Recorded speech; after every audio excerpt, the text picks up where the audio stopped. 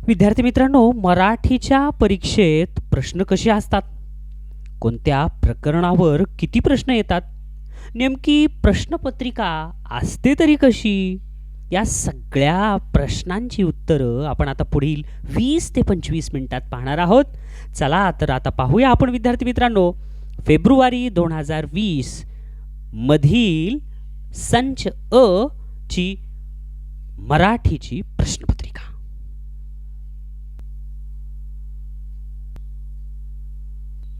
पाहूया अत्यंत सोपी अशी मराठीची प्रश्नपत्रिका. Section first Marathi. प्रश्न 1 ते 3 साठी सूचना. खालील उतारा काळजीपूर्वक वाचा व त्यावर आधारित विचारलेल्या प्रश्नांची उत्तरे पर्यायातून निवडा. उतारा वाचूया. सत्पुरुष म्हणाला, बाबांनो, या गरीब बिचाऱ्या सशानं तुमचा कोणताही अपराध केलेला नाही. हा आपल्या सवंगड्याबरोबर या रानावरात राहतो, गवतपाला खातो, ओढ्याचं निर्मळ पाणी पितो आणि हसत बागडत असतो. कुणाला तरी यानं त्रास दिला आहे का सांगा पाहू, मग कशा करता याचा जीव घ्यायचा. पारध्यांनी त्या सत्पुरुषाची क्षमा मागितली. यापुढे आपण प्राण्यांची हत्या करणार नाही अशी प्रतिज्ञाही त्यांनी केली. पारधी निघून गेल्यावर त्या सत्पुरुषाने आपल्या मांडीखाली दडलेल्या सशाला वात्सल्याने कुरवाळले. तेव्हा तो टुनकून उडी मारून जंगलात दिसेनासे झाला. चला आता आपण पाहूया प्रश्न. बघा, प्रश्न पहिला. पारध्यांनी कोणती शपथ घेतली? मग कोणती शपथ घेतली? सशाला त्रास देणार नाही याची शपथ घेतली का? नाही. सत्पुरुषाची क्षमा मागितली का क्षमा मागायची शपथ घेतली? नाही. सशाला जंगलात पाठवण्याची? नाही. तर यापुढे प्राण्यांची हत्या करणार नाही याची शपथ घेतली. आपण प्राण्यांची हत्या करणार नाही अशी प्रतिज्ञाही घेतली. म्हणून याचं उत्तर पर्याय नंबर 4. या उत्तराला असं टिक करायचं मुलांनो. लगेच पुढचा प्रश्न सोडवायचा, रंगवायचं नाही. आधी सगळ्या या उत्तरं टिक करून घ्या 1 ते 3. मित्र या शब्दाचा कोणता समानार्थी शब्द उतार्यात आला आहे? मग मित्र या शब्दाचा समानार्थी शब्द शोधायचा आहे. वात्सल्य म्हणजे प्रेमाने, सूर्य म्हणजे मित्र, पण सूर्य हा इथं शब्द आलेला नाहीये. आपल्याला काय म्हणले? मित्र या शब्दाचा कोणता समानार्थी शब्द उतार्यात आला आहे? वस्तुस्थितीत मित्राचा समानार्थी शब्द सूर्य आहे, पण तो इथं आलेला नाही, म्हणून पर्याय 3 येणार नाही. सत्पुरुष म्हणजे चांगला माणूस हा मित्र याचा समानार्थी शब्द नाही. तर याचं उत्तर आहे सवंगडी, जे की उतार्यामध्ये आपल्या सवंगड्याबरोबर रानात राहतो. हे करेक्ट इथं आलेलं आहे, म्हणून दुसऱ्याचं उत्तर पर्याय 2. आता तिसरा प्रश्न काय आहे? ससा जंगलात कोणती गोष्ट करत नाही म्हणलंय. मग आता कोणती गोष्ट करत नाही? तर गवतपाला खातो, बरोबर आहे. ओढ्याचे पाणी पितो, बरोबर आहे. सर्वांना त्रास देतो, चुकलं. ह्याचं उत्तर आहे पर्याय नंबर 3. हसत बागडत असतो, हे करेक्ट आहे. तर कोणती गोष्ट करत नाही? सर्वांना त्रास देतो ही गोष्ट करत नाही. मग अशा प्रकारे आपल्याला 3ही प्रश्नांची उत्तरं जेव्हा येतात तेव्हाच याच्या पर्याय क्रमांकाच्या वर्तुळांना रंगवायचं, म्हणजे आपला वेळ एकत्र तिथं कामी येतो. समजलं मुलांनो? चला पाहूया आता 4 ते 6 प्रश्न. प्रश्न 4 ते 6 साठी सूचना. खाली दिलेली जाहिरात लक्षपूर्वक वाचा. त्यावर आधारित विचारलेल्या प्रश्नांची उत्तरे पर्यायातून निवडा. मग आता काय दिले? ही जाहिरात आहे मुलांनो. पेपर तुम्ही वर्तमानपत्र वाचतात, बरोबर आहे, मासिक वाचतात, त्याच्यात जशी जाहिरात असती ना तीच अशीच जाहिरात. आकर्षक सेल, खास दिवाळीनिमित्त विविध वस्तूचे प्रदर्शन व विक्री, म्हणजे दिवाळीनिमित्त वस्तूंचे प्रदर्शन आणि विक्री आहे. चुकवू नये असे काही. रांगोळीचे साचे, फराळाचे विविध पदार्थ, ग्रह सजावटीच्या वस्तू इत्यादी उपलब्ध आहेत. विशेष आकर्षण, शालेय विद्यार्थ्यांनी तयार केलेल्या पणत्या, मेणपणत्या, उटणे व सुगंधी साबण या वस्तूवर एकावर एक फ्री ही ऑफर त्वरा करा. सेल दिनांक 10/10/2017 ते 10/10/2017 पर्यंतच. स्थळ स्वदेशी वस्तू भांडार नागपूर. वेळ सकाळी 10 ते रात्री 8. असा छान पद्धतीनं ही जाहिरात वाचायची बरं का मुलांनो. आता प्रश्न बघूया. प्रश्न पहिला, पुढीलपैकी कोणती वस्तू विक्रीसाठी उपलब्ध नाही असं म्हणलंय. मग आता कोणती वस्तू विक्रीसाठी नाही? रांगोळी. रांगोळी तर आहेच. उटणे हे पण आहेच. त्याच्यानंतर साबण, उटणे, सुगंधी साबण हे पण आहेत. फटाके नाही आहेत, म्हणून याचं उत्तर पर्याय नंबर 4. चला पहा आता पाचवा प्रश्न. 4 ते 6 ही प्रश्नाची उत्तरं शोधायची. काय दिले? पाचवा प्रश्न, जाहिरातीमधील विशेष आकर्षक गोष्ट कोणती? मग आता विशेष आकर्षक गोष्ट कोणती? ठराविक वस्तूंसाठी एकावर एक फ्री ऑफर. मग आता खरंच की रे, हे तर इथं विशेष आकर्षण दिले. मग विशेष आकर्षण काय आहे? तर एकावर एक फ्री. हे तर बरोबर वाटायले, तरी पुढे वाचा. सर्व वस्तू विद्यार्थ्यांनी बनवल्या आहेत. ठीक आहे आकर्षण आहे, पण विशेष एकावर एक फ्री हे आकर्षण आहे. फराळाचे पदार्थ चाखून बघायची संधी, हे नाही दिलं. चाखून बघायचे म्हणजे सगळं फराळ त्याचा तिथंच संपून जाईल, हे आकर्षण नाहीच आहे. चुकवू नये असे काही, चुकलंच. तिन्ही पर्याय येत नाही, तर पर्याय नंबर 1 हे करेक्ट आहे. चला आता बघूया 6वा प्रश्न. सेलचा कालावधी किती दिवसांचा आहे? मग आता सेलचा कालावधी इथं दिले 7 दिवस, 10 दिवस, 8 दिवस आणि 17 दिवस. आता मला सांगा मुलांनो, इथं दिले बघा 10/10/2017 ते 10/10/2017, म्हणजे त्याच दिवसापर्यंत, एकाच दिवसापर्यंत आहे. म्हणून परीक्षेमध्ये प्रश्न 6वा हा रद्द झाला होता. कळालं मुलांनो? असं कधी होत नाही, पण योगायोगानं असा प्रश्न आला म्हणून तो रद्द झाला. चला तर अशा पद्धतीनं तीनही उत्तरं तुम्हाला 4 ते 6चे आले की मग आता सर्व उत्तरं एकदा रंगवून घ्यायचे. चला आता पाहूया 7वा प्रश्न. काय 7वा प्रश्न? खालील वाक्यासाठी योग्य क्रियापद पर्यायातून निवडा. मग आता मला चित्रकला स्पर्धेत प्रथम क्रमांक मिळवला. मिळवला नाही येणार. मला चित्रकला स्पर्धेत प्रथम क्रमांक मिळवू. मला चित्रकला स्पर्धेत प्रथम क्रमांक मिळवते. चुकलं. मला चित्रकला स्पर्धेत प्रथम क्रमांक मिळाला हे करेक्ट आहे. म्हणून याचं क्रियापद कोणतं आहे? पर्याय नंबर 4. ज्यावेळेस तुम्ही वाक्य वाचता त्यावेळेस ते जे योग्य वाटतंय तेच लिहायचं मुलांनो. पहा पुढचा प्रश्न. पाहूया 8वा प्रश्न. दिलेल्या नामांपैकी नपुसकलिंगी नामे दर्शवणारा पर्याय निवडा. मग आता नपुसकलिंगी बघायचंय. घरे, आता हे अनेक वचन आहे, एक वचनातून पुल्लिंग स्त्रीलिंग शोधायचं. घर, मग काय येते? तो घर, ती घर, ते घर, म्हणजे सापडले की रे हे एक नपुसकलिंगी आहे. शाळा, ती शाळा, अरे हे तर स्त्रीलिंगी झालं, म्हणजे हे नपुसकलिंगी नाही, चुकलं. धनुष्य, ते धनुष्य, म्हणजे तो धनुष्य होत नाही किंवा ती धनुष्य होत नाही, ते धनुष्य होत आहे. म्हणजे अ आणि क हे नपुसकलिंगी आहेत. म्हणून अ आणि क याचा पर्याय आहे पर्याय नंबर 2. मग 2ला पर्याय क्रमांक 2चं वर्तुळ छानपैकी रंगवायचं. बघूया 9वा प्रश्न. खालील वाक्यातील क्रियापदाचे योग्य भूतकाळी रूप कोणते? असं म्हणले. स्वच्छ भारत हे सर्वांचे स्वप्न पूर्ण होईल. पूर्ण होईल हे भविष्यकाळी वाक्य बरं का. आता याचं भूतकाळी रूप शोधायचं आहे. मग आता झाले म्हणले, मग वाक्य ठेवून बघू हे शब्द झाले तिथं. स्वच्छ भारत हे सर्वांचे स्वप्न पूर्ण झाले. अरे हे तर बरोबर वाटायले की रे. झाले असेल म्हणजे भविष्यकाळात गेलं. होते हे भूतकाळात आहे, पण स्वच्छ भारत हे सर्वांचे स्वप्न पूर्ण होते, चुकले, हे येऊ शकत नाही. पूर्ण होऊ दे हे भविष्यकाळी. तर करेक्ट आहे पर्याय नंबर 1. स्वच्छ भारत हे सर्वांचे स्वप्न पूर्ण झाले.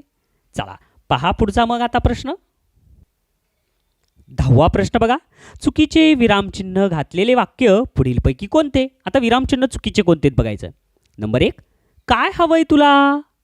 हे तर वाक्य बरोबर आहे आणि विरामचिन्ह सुद्धा बरोबर आहे. मग आपल्याला काय म्हणले, विरामचिन्ह चुकीचे घातलेले वाक्य कोणते हे बघायचं. मग पहिलं तर नाही, हे तर बरोबर आहे. दुसरं, मी रोज भाज्या खाते. आता इथं पूर्ण विराम दिलंच नाही म्हणजे हे चुकीचं आहे, म्हणजे पर्याय नंबर 2. तरी पुढचं वाचू. अगं बाई, कागद कुणी घेतले, कागद कुणी घेतले म्हणले प्रश्नचिन्ह पाहिजे, इथं दिले उद्गारवार्थी चिन्ह. चुकलं, मग चुकीचे विरामचिन्ह म्हणजे पर्याय 3 सुद्धा आहे. चौथं, आई म्हणाली इकडे ये. हे तर बरोबर आहे, म्हणजे पर्याय नंबर 2 आणि पर्याय नंबर 3 हे दोन्हीही त्याचे उत्तर येऊ शकतात. म्हणून 10व्याचं यापैकी कोणतंही एक वर्तुळ रंगवायचं. बघूया 11वा प्रश्न. खालील वाक्यातील अशुद्ध शब्दांची संख्या किती. आता अशुद्ध म्हणजे काय रे, ऱ्हस्व दीर्घ चुकलेले, चुकीचे जोडाक्षर, त्याला म्हणायचं अशुद्ध शब्द. मग आता संख्या किती म्हणले बघूया. सेनापती आता सेनापतीचं हे पहिलंच सापडली बघा चूक आपल्याला, हे अशुद्ध आहे. सेनापती हे तची वेलांटी दीर्घ पाहिजे, इथं दिली ऱ्हस्व. सेनापती बापट यांनी, आता हे सुद्धा वाचता वाचता सापडलं, यांनी असं नसते, न बाणाचं दिले न नळाचं आहे. सेनापती बापट यांनी हे सफाईचे तंत्र अबोलपणे आयुष्यभर राबवले. हे एक सापडलं बघा, म्हणजे सेनापती एक, यांनी एक, पुन्हा आयुष्यभर एक. त्याच्यानंतर सफाईचे हे शब्द तुम्ही नीट पहा तर ई वर इडलिंबूचं ई पाहिजे, म्हणजे हे एक सापडलं. आणि पुढचं काय आहे तर सफाईचे झालं, आयुष्यभर झालं, आणि अबोलपणे हा एक शब्द चुकलेला आहे. म्हणून किती शब्द झाले हे अशुद्ध, 1 2 3 4 5. म्हणून याचं उत्तर पर्याय नंबर 1. बघूया 12वा प्रश्न. चौकटीतली अक्षर जुळून तयार होणाऱ्या म्हणीचा योग्य अर्थ पर्यायातून निवडा. मग काय दिले चौकटीत शब्द, न म्हणजे इथं ने दिले, नी, भंग भंग, ठी र, त ही ना, पादुल्या, का मा, काठी मारल्या. हां सापडलं बघा, काठी मारल्याने पाणी दुभंगत नाही. काठी मारल्याने पाणी दुभंगत नाही. 3 आणि 3 6, 6 12 13 14, आणि हे सुद्धा 14 वर्णाक्षर. मग आता काठी मारल्याने पाणी दुभंगत नाही ह्याचा योग्य अर्थ काय. एकीमध्ये खरी ताकद असते नाही, खरी मैत्री कितीही किलमिश दाखवून तुटत नाही. हां हे करेक्ट आहे. कठोर माणसाशी सगळे दबून वाचतात नाही, 2 बाणेदार माणसे एकत्र राहू शकत नाही. चुकलं. तर काय, काठी मारल्याने पाणी दुभंगत नाही याचा अर्थ खरी मैत्री कितीही किलमिश दाखवून तुटत नाही. म्हणून 12व्याचं पर्याय नंबर 2 उत्तर बरोबर आहे. छानपैकी रंगवायचं. पाहूया प्रश्न 13 ते 16 साठीच्या सूचना. दिलेल्या वाक्याचा सुसंगत परिच्छेद तयार होण्यासाठी प्रश्नांच्या योग्य उत्तरांचे पर्याय निवडा. हे तर फारच सोपं असते मुलांनो. सुसंगत परिच्छेदासाठी 3ही प्रश्न छानपैकी वाचायचे. बघूया आता 13वा प्रश्न. आता हे सगळे सुसंगत आहेत बरं का, म्हणून 13वा वाचावून बघू आपण, पुन्हा 14वा वाचून, पुन्हा 15वा. डॅश डॅश हे आपले राष्ट्रीय प्रतीक आहे. मग आता ह्याच्यातलं राष्ट्रध्वज पण येऊ शकते, अशोकस्तंभ पण येऊ शकते, राष्ट्रीय मुद्रा पण येऊ शकते, राष्ट्रगीत पण येऊ शकते. मग आता ह्याचं स्पष्ट उत्तर कळलं. मग 14वं, याची रचना डॅश डॅश यांनी केली. आता बंकिमचंद्र चटर्जी, सम्राट अशोक, छत्रपती शिवाजी महाराज आणि रवींद्रनाथ टागोर. आता नेमकं काहीच कळलं. मग अशा वेळेला काय करायचं माहिती आहे का, 13 ते 16 साठीचे प्रश्न आहेत नाही सुसंगत, 13वं नाही आलं, 14वं नाही आलं, तर मग आता 15वं बघायचं. काय 15वं, याच्यामुळे आपणामध्ये डॅश डॅश जागा होतो. मग याच्यामुळे आपणामध्ये अहंकार जागा होतो नाही. याच्यामुळे आपणामध्ये स्वातंत्र्य जागा होतो नाही. याच्यामुळे आपणामध्ये गर्विष्ठपणा नाही. तर याच्यामुळे आपणामध्ये देशाभिमान जाग होतो. म्हणून 15व्याचं उत्तर पर्याय नंबर 2 देशाभिमान. मग आता देशाभिमान जर असेल तर आता 15व्या नंतर आता आपण सोडून बघायचा 13वा प्रश्न. देशावर आहे म्हणजे आता ह्याचं उत्तर देशावर असलं पाहिजे. 13चं काय डॅश डॅश हे आपले राष्ट्रीय प्रतीक आहे. मग आता काय आहे राष्ट्रीय प्रतीक देशावरचं राष्ट्रध्वज पण आहे, अशोक स्तंभ पण आहे, पण देशाभिमान, राष्ट्रीय मुद्रा, अशोक स्तंभ नाही, राष्ट्रध्वज आणि राष्ट्रगीत या दोन गोष्टीमुळे आपल्यामध्ये देशाभिमान जागृत होते. म्हणजे याचं उत्तर पर्याय नंबर 1 तर असेल किंवा पर्याय नंबर 4 असेल. पण राष्ट्रध्वज चा उल्लेख जर केला तर याची रचना डॅश डॅश यांनी केली. राष्ट्रध्वजाची रचना याच्यापैकी कोणी केली का? नाही. म्हणून 13व्याचं उत्तर करेक्ट आहे पर्याय नंबर 4. आता म्हणजे राष्ट्रगीत हे आपले राष्ट्रीय प्रतीक आहे, राष्ट्रध्वज तर हे तर आपलं तिरंगा आहे, अशोक स्तंभ हे तर आपलं राष्ट्रीय प्रतीक आहे, राष्ट्रीय मुद्रा म्हणजे अशोक स्तंभ आहे. बरोबर आहे. मग आता आता हे राष्ट्रगीत इथं लिहिलं तर आता इथं काय याची रचना म्हणजे या राष्ट्रगीताची रचना डॅश डॅश यांनी केली. बंकिमचंद्र चटर्जी यांनी तर वंदे मातरम गीत राष्ट्रीय गीत रचले हे तर नाहीये. सम्राट अशोक यांनी तर संपूर्ण भारतभर राज्य केलं होतं. सगळीकडं अशोक स्तंभ जिथं जिथं राज्य होतं तिथं तिथं अशोक स्तंभ स्थापन केले होते. मग ह्यांचं राष्ट्रीय गीत ह्यांनी नाही रचलेलं आहे. छत्रपती शिवाजी महाराजांनी तर स्वराज्याची स्थापना केली. मग करेक्ट उत्तर आहे पर्याय नंबर 4. रवींद्रनाथ टागोर यांनी राष्ट्रगीत याची रचना केली. म्हणजे 15वं आलं की 13वं येतंय, 13वं आलं की 14वं येतंय आणि मग अशा पद्धतीनं 3ही उत्तर आले की मग या उत्तराचे पर्याय रंगवायचे. पाहूया 16वा प्रश्न. अधोरेखित शब्दाचे सर्वाधिक योग्य रूप पर्यायातून निवडा. हा तर प्रश्न फार सोपा असतो मुलांनो. माझे घर शाळा अगदी जवळ आहे, शाळेला अधोरेखित केलंय. मग याचं योग्य रूप शोधायचं आहे. मग शाळेच्या जागी शाळेकडे ठेवावर, माझे घर शाळेकडे अगदी जवळ आहे, चुकलं, योग्य रूप नाही आहे. आता ह्याच्या जागी शाळेत ठेवा, माझे घर शाळेत अगदी जवळ आहे, नाही हे पण नाही आहे. मग हे तिसरा पर्याय ठेवा, माझे घर शाळेच्या अगदी जवळ आहे, आलं की रे. म्हणून 16व्याचं उत्तर पर्याय नंबर 3 शाळाचं योग्य रूप शाळेच्या हे करेक्ट आहे. पाहूया पुढचा प्रश्न. बघूया 17वा प्रश्न. पुढील पर्यायातील चुकीची जोडी ओळखा. स्क्रीन म्हणजे पडदा हे तर बरोबर आहे. व्हिजन म्हणजे दृष्टी हे पण बरोबर आहे. डिस्क म्हणजे शिडी, अरे चुकलं की हे, आणि चुकीची जोड आहे म्हणलंय.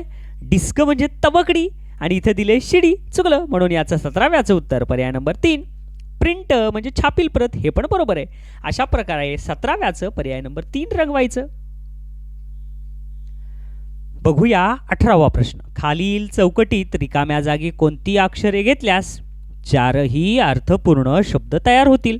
आता बघा 1 2 3 4 बॉक्स दिलेत, अशा रेषा ओढल्यात आणि इकडं कड असा शब्द लिहिलाय. म्हणजे ह्याच्यात एक एक वर्णाक्षर जर ठेवलं तर अर्थपूर्ण शब्द तयार व्हायचे. आता बघूया पहिलं इथं दिले मा. मग हे जर इथं मा इथं ठेवलं आणि अशी रेष इथं दिली कड म्हणजे माकड हे झाला की रे अर्थपूर्ण. दुसरा शब्द भा.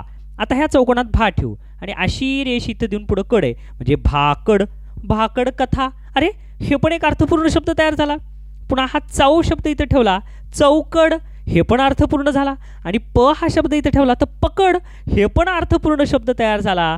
म्हणून पर्याय नंबर 1 हे करेक्ट आहे आणि याचं वर्तुळ रंगवायचं. तरी आपण दुसरा पर्याय बघूया. प जर इथं ठेवलं तर पकड होते, पा जर इथं ठेवलं तर पाकड. पाकड हे अर्थपूर्ण नाही आहे म्हणून पर्याय 2 येणार नाही. तिसरा बघा, मा इथं ठेवलं तर पाकड, धाक ठेवलं तर धाकड, भा ठेवलं तर भाकड, सा ठेवलं तर साकड. साक नाही, साकड हे नाही अर्थपूर्ण म्हणून पर्याय 3 येणार नाही. चौथं इथं पण सा आलंय म्हणून इथं चौथा सुद्धा अर्थपूर्ण पर्याय होत नाही. म्हणून याचं उत्तर पर्याय नंबर 1. बघूया 19व्याचं. मी काय डॅश डॅश आहे का तुमच्या म्हणण्याप्रमाणे मान डोलवायला. मग आता काय असेल रे, मान डोलवणारा कोण असतो. रिकाम्या जागी योग्य अलंकारिक शब्द पर्यायातून निवडा. घर कोंबडा म्हणजे घरातच राहणारा, बोके संन्यासी, अक्षरशत्रू म्हणजे काहीच येत नाही, नंदी बैल म्हणजे मान डोलवणारा. म्हणून 19व्याचं उत्तर पर्याय नंबर 4. अक्षर शत्रू म्हणजे निरक्षर आणि बोके संन्यासी म्हणजे ढोंगी. घर कोंबडा म्हणजे घरातच राहणारा. पण ह्याचं उत्तर करेक्ट काय? नंदी बैल. मी काय नंदी बैल आहे तुमच्या म्हणण्याप्रमाणे मान डोलवायला? म्हणून 19व्याचं उत्तर पर्याय नंबर 4. बघा 21वा प्रश्न. देवाजवळ सतत तेवत राहणारा दिवा या शब्दसमूहासाठी योग्य शब्द कोणत्या पर्यायातील अक्षर समूहापासून तयार होईल? मग आता हे म ई स म्हणजे समई. समई तर आपण देवाजवळ लावतो, पण सतत तेवत राहणारा दिवा म्हणजे समई नाहीये. दानंपदी नंदादीप हे करेक्ट आहे. देवाजवळ सतत तेवत राहणारा दिवा म्हणजेच काय? नंदादीप म्हणजे पर्याय नंबर 2. बघा 22वा प्रश्न. अधोरेखित शब्दाचा योग्य अर्थ पर्यायातून निवडा. चपला पाहून मी एकदम दचकलेच. केवढा तो प्रकाश. मग आता अधोरेखित आहे चपला. मग चपलाला काय म्हणतायचं? अग्नी नाही, वीज हे करेक्ट आहे. चपळ नाहीये तर वाहना हे पण नाही, तर प्रकाशाशी निगडित आहे. केवढा तो प्रकाश म्हणजेच वीज हे करेक्ट आहे. म्हणून 22व्याचं उत्तर पर्याय नंबर 2.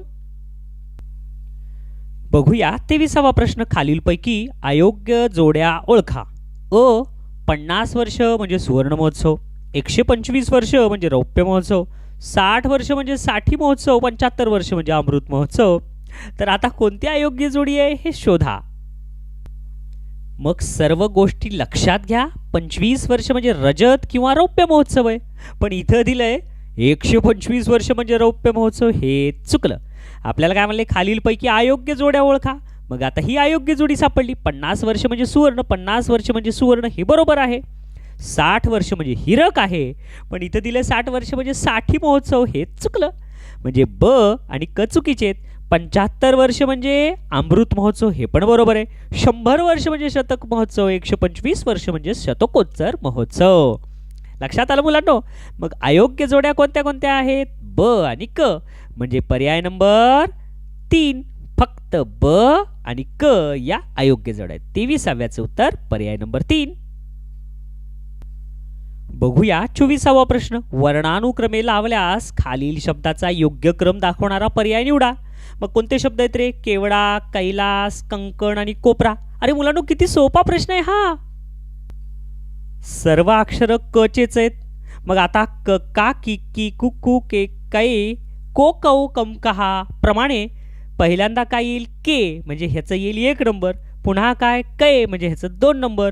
पुन्हा को इथं 3 नंबर आणि कंग ह्याचं 4 नंबर. म्हणजे 1 2 4 3 1 2 4 3 पर्याय नंबर 1. चला पाहू शेवटचा प्रश्न. पाहूया शेवटचा प्रश्न 25वा. ढग या शब्दाला समानार्थी नसलेला शब्द कोणता? जलद. अरे ढगाला जलद म्हणतात. मेघ. अरे ढगाला मेघ पण म्हणतात. अंबुद. अरे ढगाला अंबुद पण म्हणतात. पयोधी मात्र महासागराला म्हणतात. म्हणून 25व्याचं उत्तर पर्याय नंबर 3. अशा प्रकारे हा सर्व 25 प्रश्नाचा भाग तुम्हाला समजला असेल अशी मला आशा आहे. खूप खूप धन्यवाद विद्यार्थी मित्रांनो.